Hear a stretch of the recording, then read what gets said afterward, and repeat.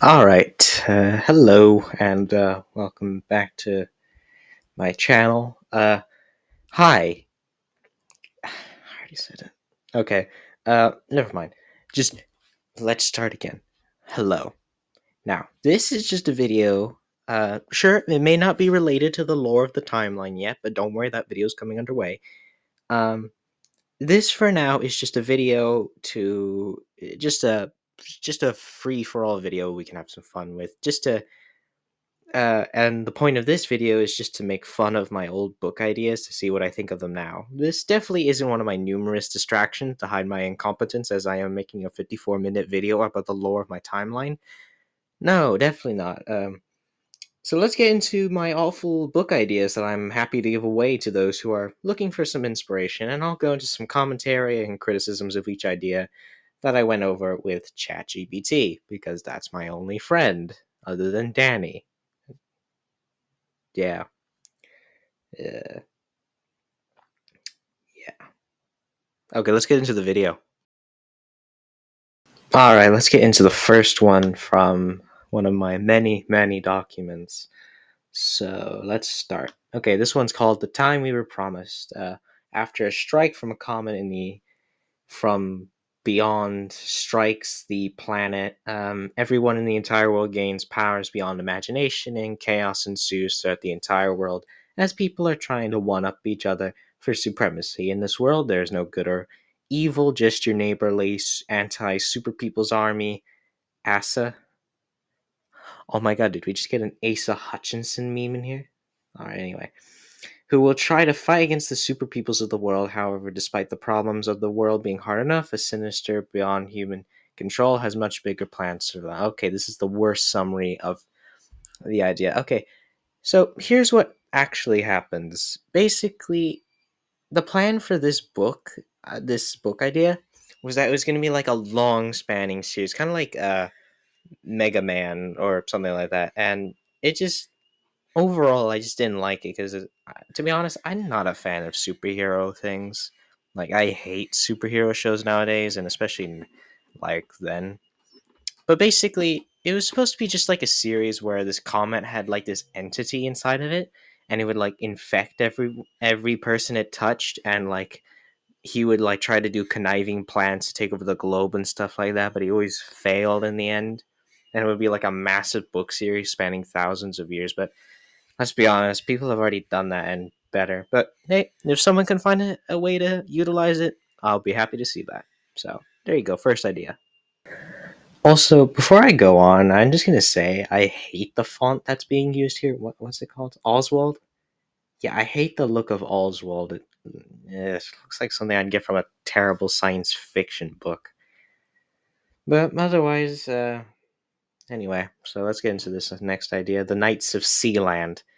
Thousands of years after the Earth flooded, a diving expedition made of the last humans explores the remains of England in hopes of finding a failsafe that will drain the sea and allow humans to retake England. However, after a terrible accident, a survivor discovers that a new sentient race of fish people have taken England and became the new overlords of the country. Despite the discovery and pushback from the accident, humanity is still determined to take back England despite the genocide it would cause. Okay, I mean, I guess this is a better idea, especially if you're like a climate change activist or something like that. It could be interesting to look into. But there's something so typical about it, to be honest. I am thinking of stories like this, but I just can't think of any right now. But this just sound. Oh yeah, uh, it's like it's kind of like those books, right, about how humans who enter space and they find a planet. And oh, no, no, no, no, no, even better, like those stories where Earth and the humans are actually the aliens, and the aliens are trying to retake the Earth, but then the humans kill all the aliens despite genocide and stuff like that. That's what it reminds me of. But overall, this is a pretty decent idea. So, if anyone can find a use for it, go ahead. You got the thumbs up from me. Also, by the way, this is just going to be the entire video, just me putting prompts up. I need this video to be out as quickly as possible, so just a little warning. Okay, I changed all of the documents to EB Garamond because I can't stand Oswald. Honestly, if I ever become like a parent or something and I have like a daughter and then she like brings home a boy one day, my main concern will be if he uses EB Garamond.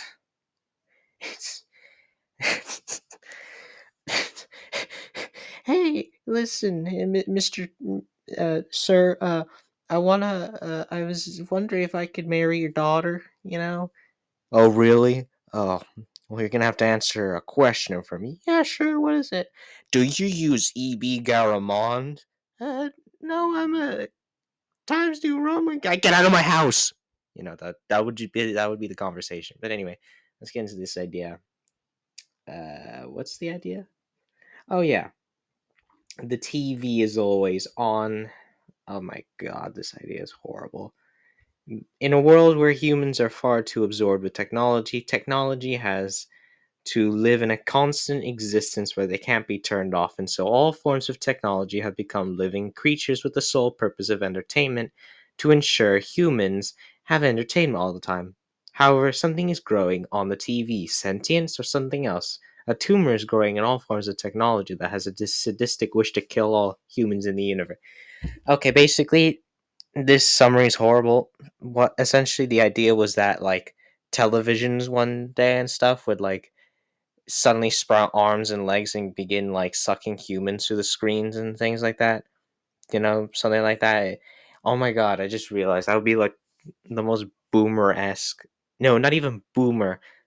Like the silent generations version of TVs are too bad for your eyes and brains. They're consuming you. So yeah, this is a horrible idea, but if you can find a way to utilize it, I will applaud you.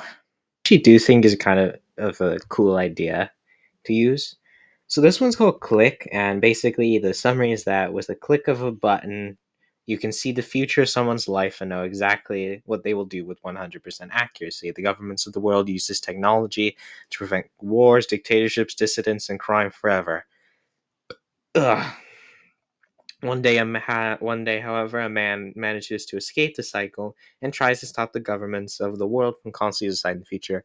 I think that could actually be a pretty cool idea. I mean, sure, it's kind of cliche at this point, but still, I think it's an interesting idea for anyone to use. So, not too much criticism from me there. But, however, the idea is kind of the main criticism I have is that this idea is kind of too bare bone on the details. So, if you guys can find a way to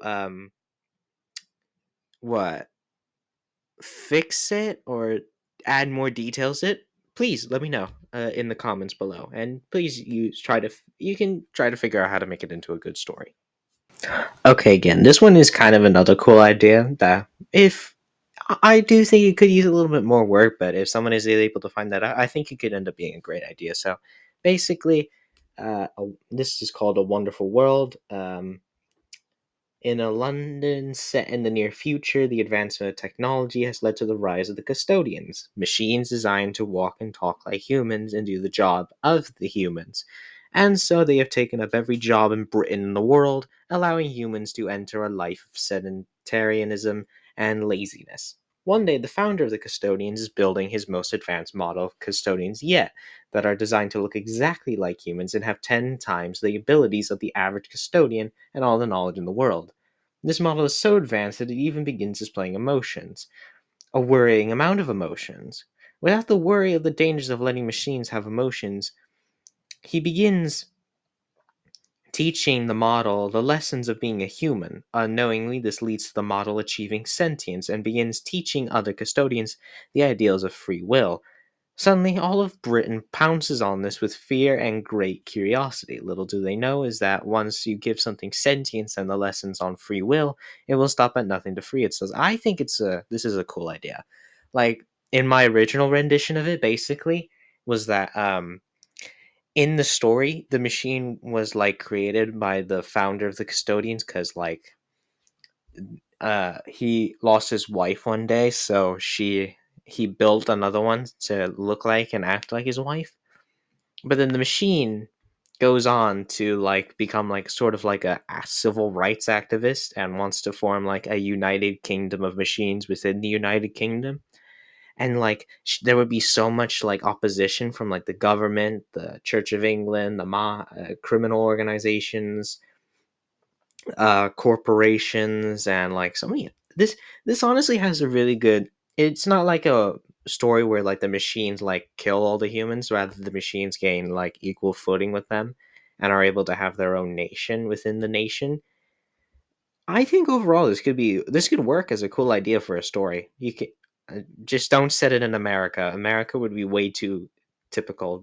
Put it in like a place like South Africa or like London or literally anywhere else. Just not America, or else you'll ruin the story and get like canceled by conservatives. So please feel free to use this story. Just not in America, or else I'll find you. And well, I can't really do anything against you. You'd probably beat me up, to be honest. All right, like, listen, can I just go on like a little tangent? I know this thing already has like a bunch of them, but like, I just want to say something. Like, so here's the thing: when I lived in America, right? Um, I've always been fascinated by politics because, like, one time in like elementary school, we had like a fake presidential election in 2016 where we either voted for Hillary or Trump. I think in that event, I chose Trump because I didn't know who Hillary was, or either of them really. I don't know, but like, and for a long time, I'd always like flip flop between ideologies. Like, at first, I was like, I think a liberal, and then I became like, and then I went through the most random, like,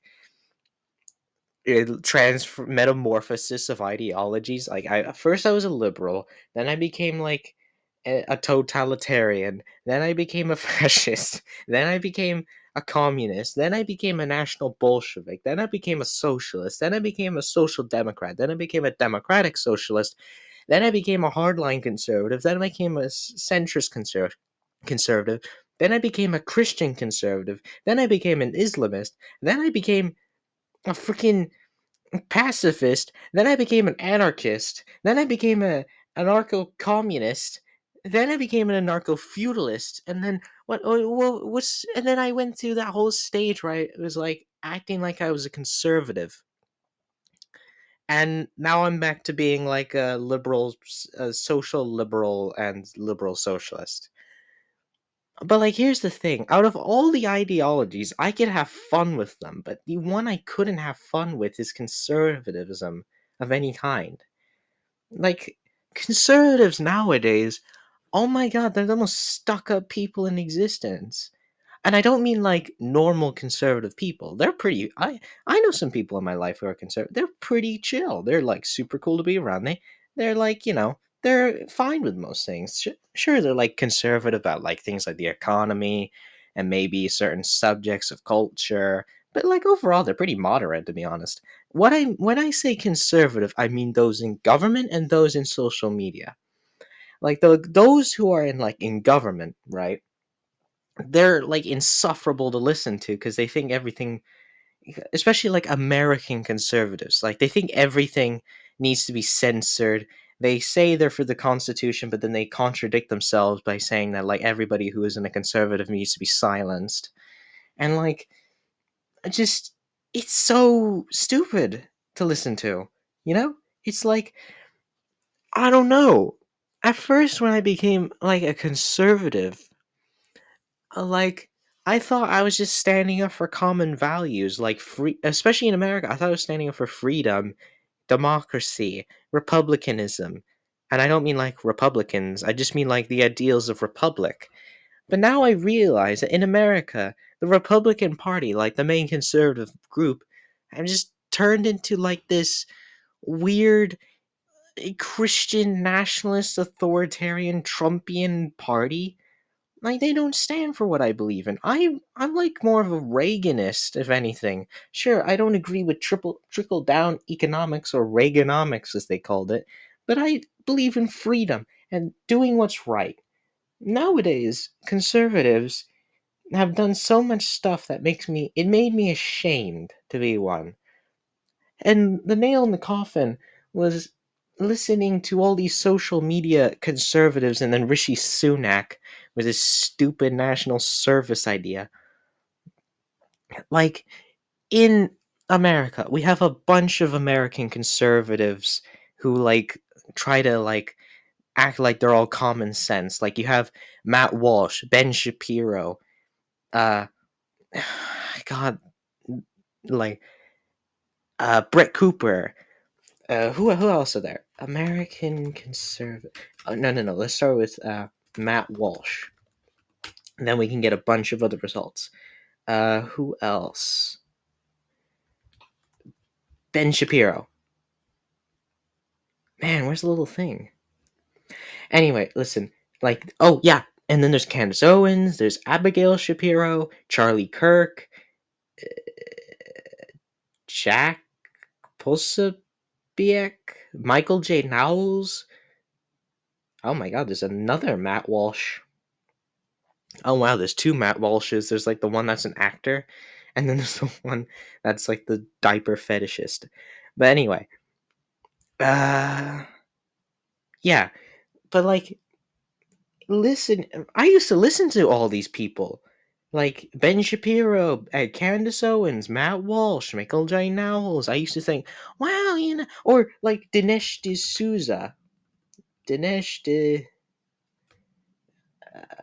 Dinesh D'Souza. Yeah, or like this guy.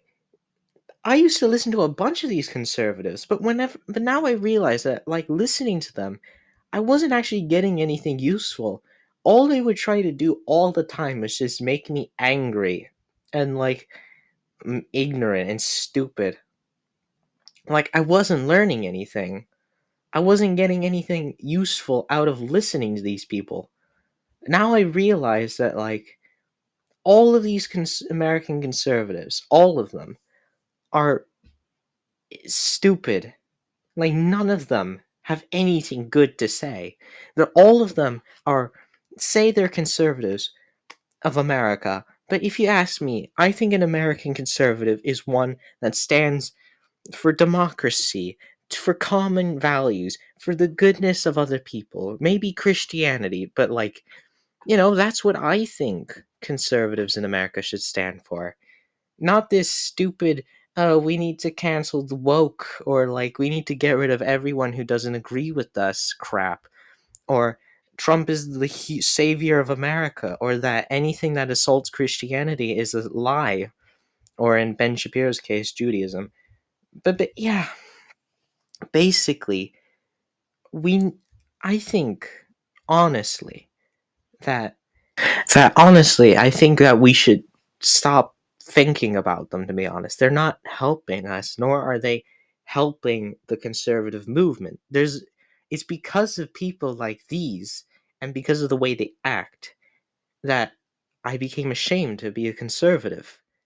I was of the belief, and I truly mean this genuinely, that I was truly of the belief that conservatism was the most sensible ideology because, it just stood for common values like democracy, freedom, maybe freedom of choice. But now I realize that the conservatives don't want freedom. They want everyone to listen to them and for those American conservatives to act like demigods. You know? It's sad. It's truly sad to listen to. But anyway, this is enough of a rant, and I'm not going to put any pictures here because, what's the point? Let's get back into a couple more ideas. Okay, the two ideas you're seeing on the screen.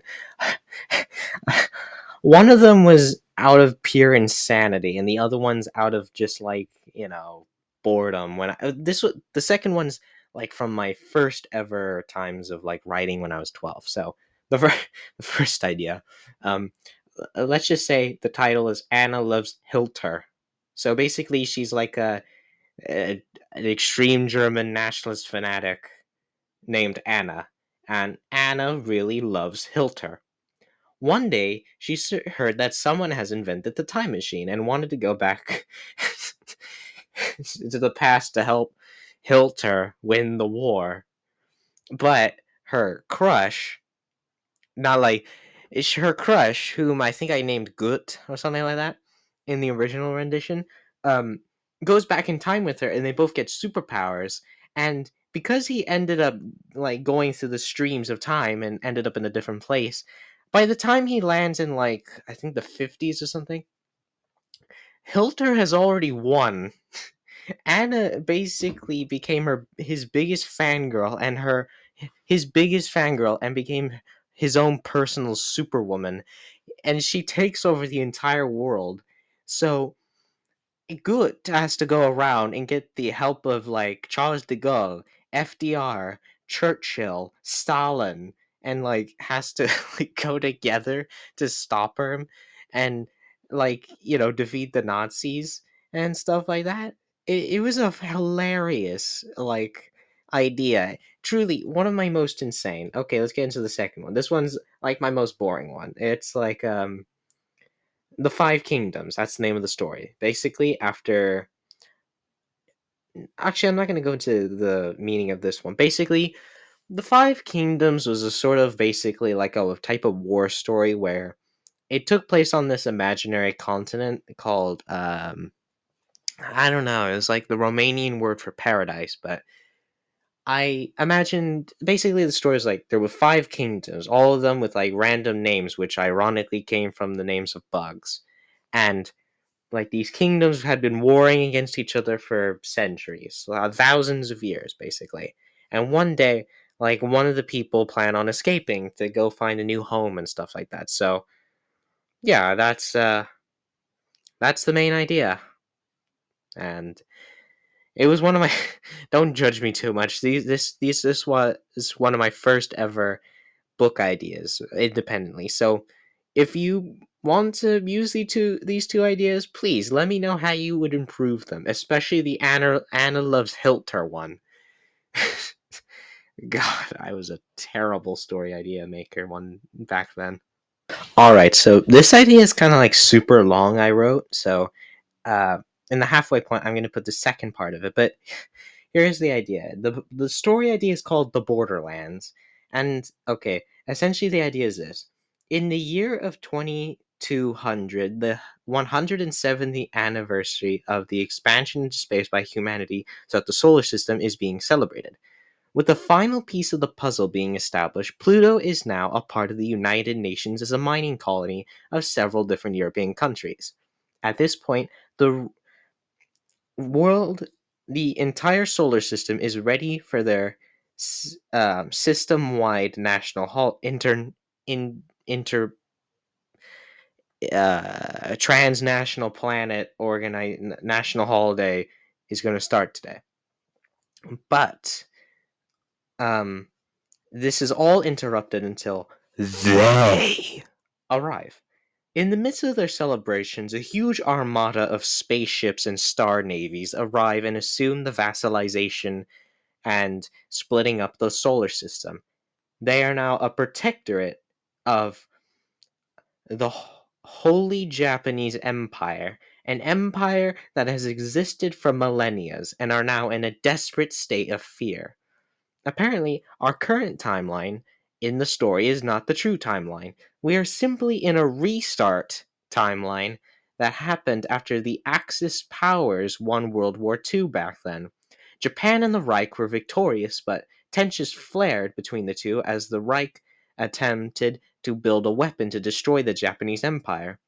Both nations, as a way to try and avoid conflict, left the Earth and obliterated it back into the Stone Age until only very few humans were left. Thus they have restarted human history and are currently back into a new timeline. But now the Milky Way is currently in a state of war. The Japanese Empire rules their half of the galaxy benevolently and with a fanatical passion to protect their emperor and expand the Japanese Empire while defending it against the Reich. The Reich, meanwhile, has become a juggernaut in technology and eugenics as it spends its time enslaving and committing genocide against alien species. However, Japan is sick and tired of the genocides and wishes to begin something new where the galaxy can be free from the Reich's tyranny. And when the Reich proposes the possibility of an invasion of Earth to reclaim their ancient weapon of before, uh, the ancient weapon that they were planning to use to destroy Japan, the Japanese annexed the solar system for this reason.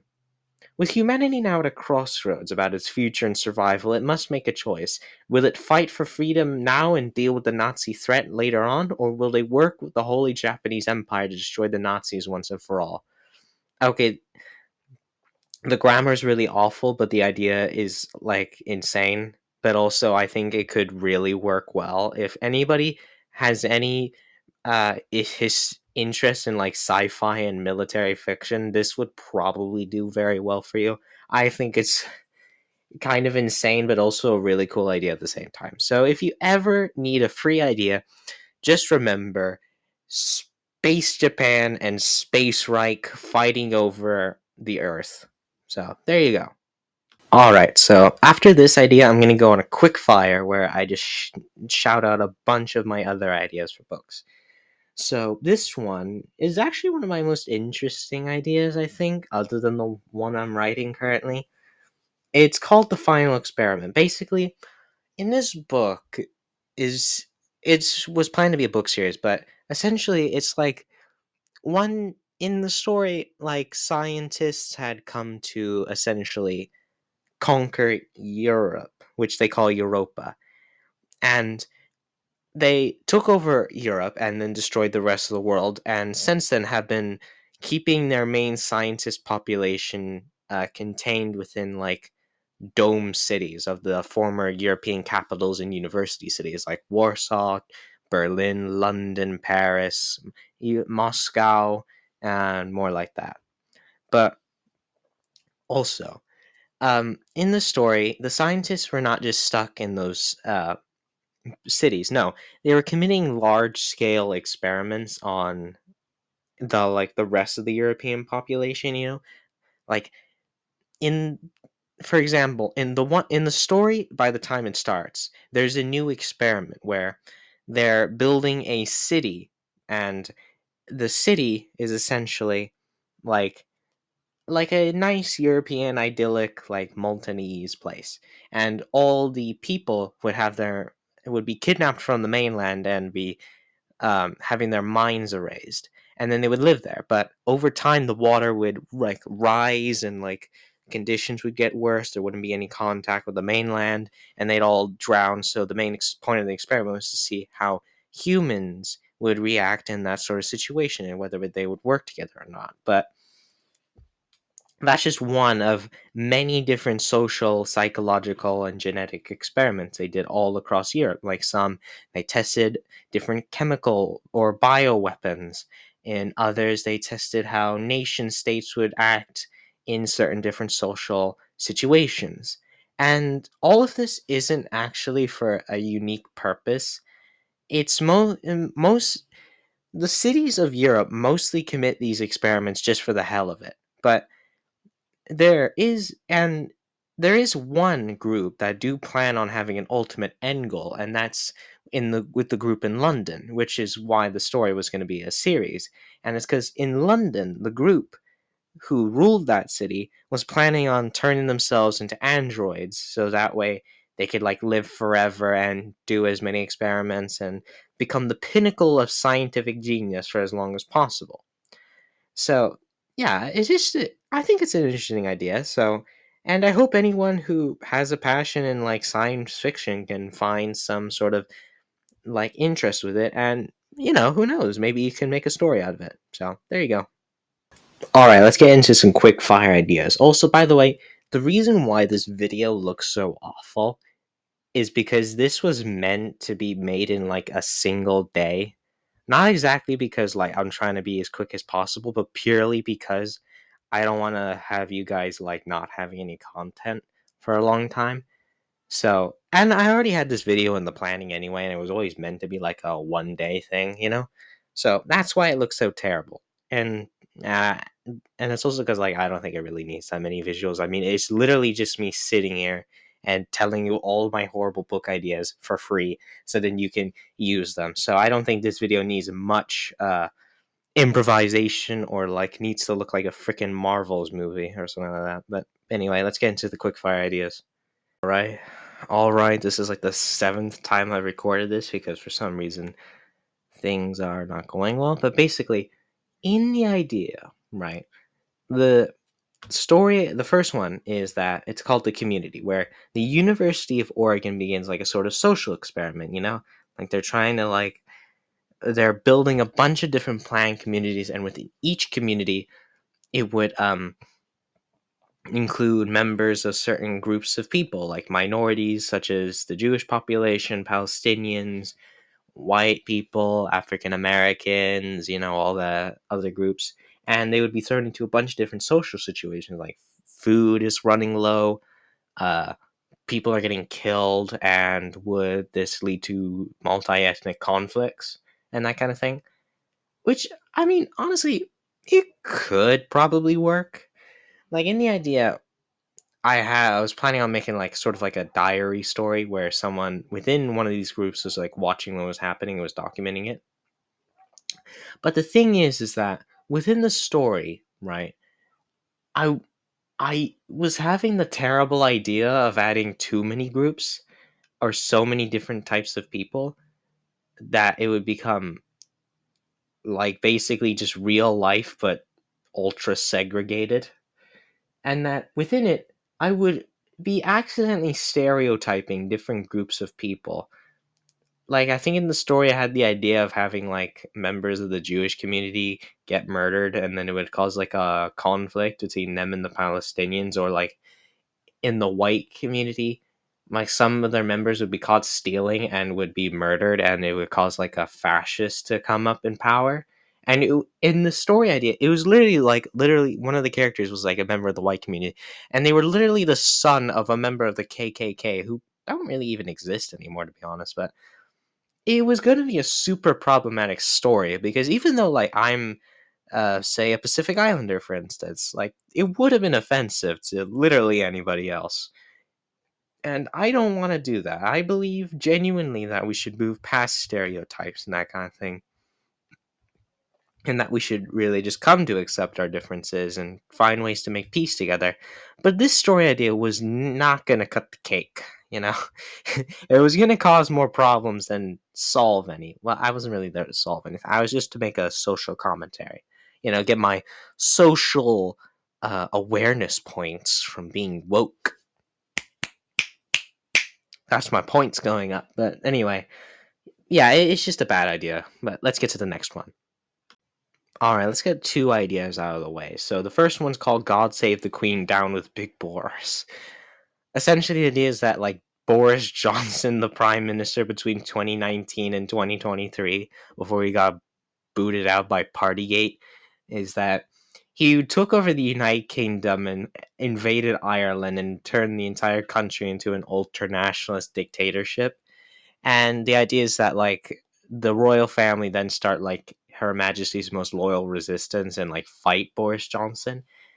Yeah, I've read this idea to like several of my family members who are like from the United Kingdom, and they all thought it was hilarious. But anyway, then it's not very good. I wouldn't recommend this one to those who don't want to get sued by Boris Johnson. He's very wealthy. I don't think you'd win against him, and he was a former prime minister. But next is the winter bunker, and the idea is that years after nuclear war, most of the world is dead and under a radiated winter. And one day, and in the story, a society of like different bunkers from all over the world united with the purpose of preserving the human race. But one day, there's like this strange group of super mutants or something like that called the Nashastov, which I'm not sure if that's Russian or some other language, but essentially, they're a mutated form of humanity and have gone around killing so many groups of humans, and the humans have united to create a counter weapon and have been god damn it, needing the help of child soldiers since they will be able to sustain the radiation. Oh my god. This is YA dystopian territory. Listen, I'm going to be real with you guys. I think genuinely that the young adult dystopian genre is the worst subgenre of books ever. The Hunger Games was the first to start. I don't think the Hunger Games books are that good, to be honest. I think they're like the most shallow things ever. Like the setting is bonkers. I hate Katniss. I hate Peeta. I hate um eh, Gabe. What's his name? Characters in the Hunger Games. Uh, I hated Gale. I The only character I like was Haymitch. Uh, and Cornelius Snow, but I hate him in the Ballad of the Songbird and Snakes. Honestly, the Hunger Games is just awful. Partly because all the names are horrible, but also because it just I don't like the romance, and I don't like the setting. I don't like the storytelling. I don't like the narrative style. I hate everything about it, and I hate every other book that came after it. From okay, The Hunger Games, Hunger Games. Oh, I know. There's a list I can get. YA dystopian novels. Here. Um, some that I hated were Marie Lou's The Legend, although to be honest with you, that one is like a little bit more forgivable for some reason. Maybe if like there was more work put into the setting and characters and things like that, I would have liked it more, but it's honestly one of the strange books I read because mostly for the romance, strangely enough. It's a weird series. But anyway, next up is oh my god, Neil Shusterman books. Neil Shusterman. Neil Shusterman. Yeah, okay. So, Neil Shusterman books. They are the pinnacle of terrible YA dystopian series. Here's the reason why. There's one book series of his that like I think is the epitome of all, and that's the Scythe series, where essentially it's like about this. I'm sure many people have heard about it by now, but essentially it's about a world where death has been conquered, and so humanity has essentially just become all of them immortal. But the only way to sustain the human population is to have these guys named Scythes, but that doesn't make sense because like you could just expand into space or just like allow humans to die naturally, which I don't know why you don't allow that. It's stupid. It's stupido. As it also seems like all the characters have such smooth brains. None of them have wrinkled brains. And I hate this novel series because here's the thing: in the story, even like all of the characters know that death is like a thing, but, and I really do mean this, all of the characters act like they're so deep and edgy and like, oh, wow, philosophical, dude, about the topic of killing and death. Like, to be honest with you, death is like a concept I've struggled with for a long time. But like I've come to accept it, and my main fear is just about whether I'll be able to be with the people I know in the afterlife. But in the book series, oh my god, they're so annoying. They're like, "Oh, what does it mean to morally kill other people?" And like, well, it's stupid. And I hate the way the world works. It's just like everyone's united into a common government and so forth. All cultures, ethnicities, religions, and things have all just been pretty much removed because there's no longer a point for them to exist because of the concept of immortality. It just removes all the interesting aspects of the world. And the worst thing about it is the plot. The main conflict is between these two kids named what are they named? What are they named? Oh yeah, Their main names are Citra and uh, Rowan. It's terrible names still, but like they get chosen one day and are like, "Oh, we don't want to kill. Oh my God, we're gonna have to have romance and have the conflict of interest being whether we want to be a scythe or not."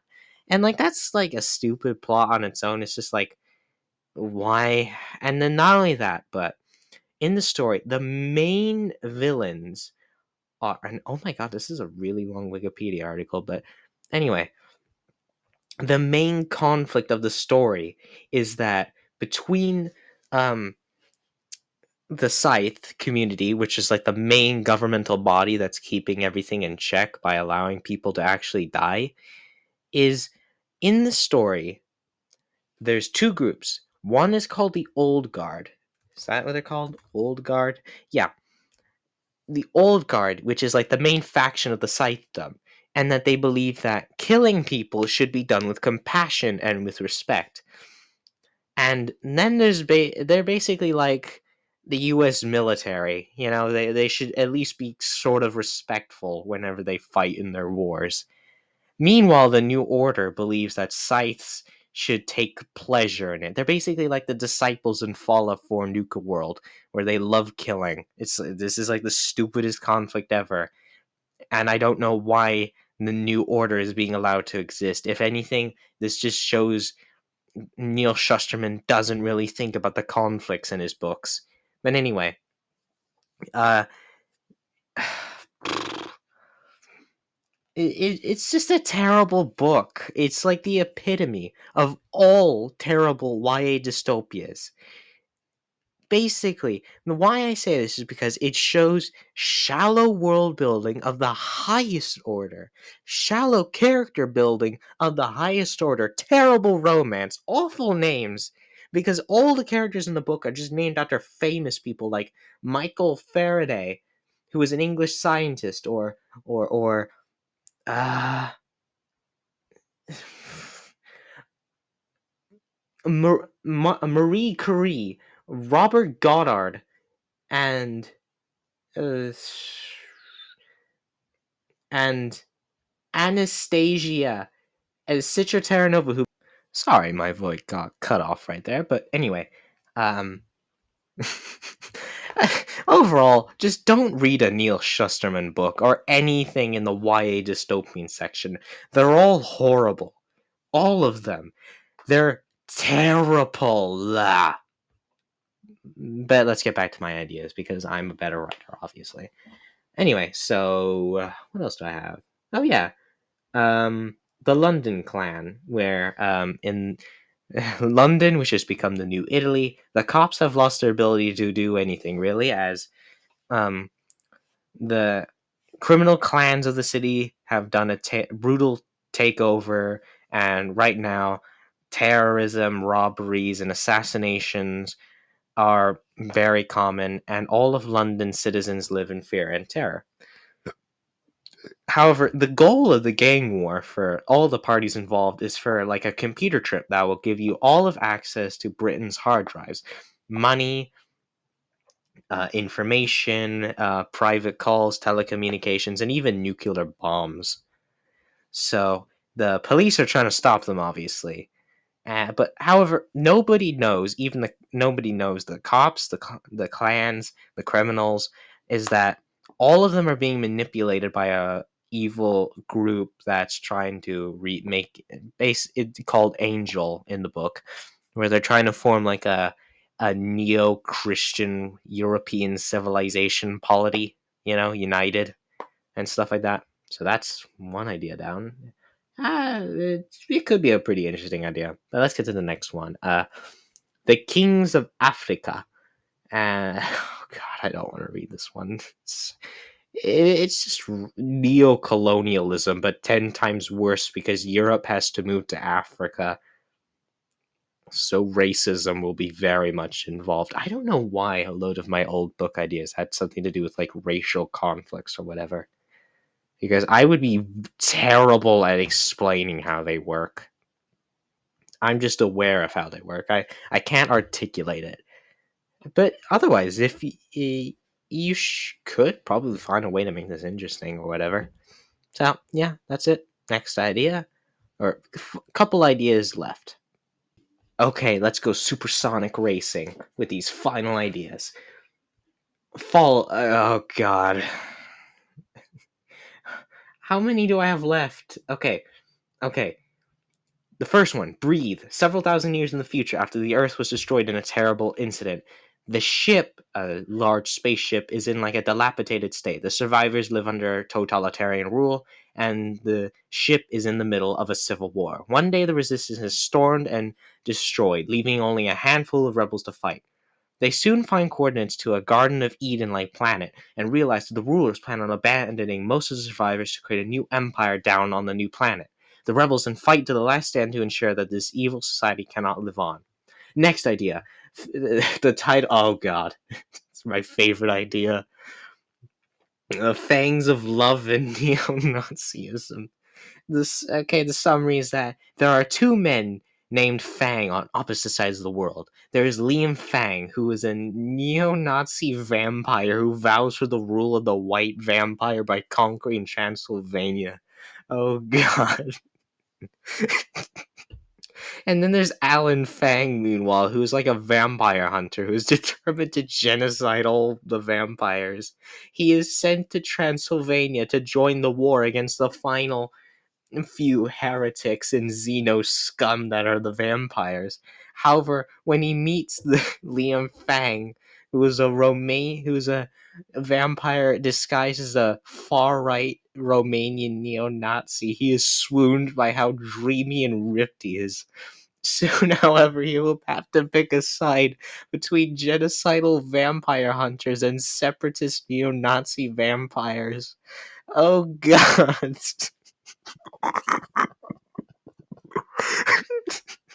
This idea is so great. It's fantastic. It's a gay romance with like extremists. One of them's genocidal and the other is equally so, except for vampires.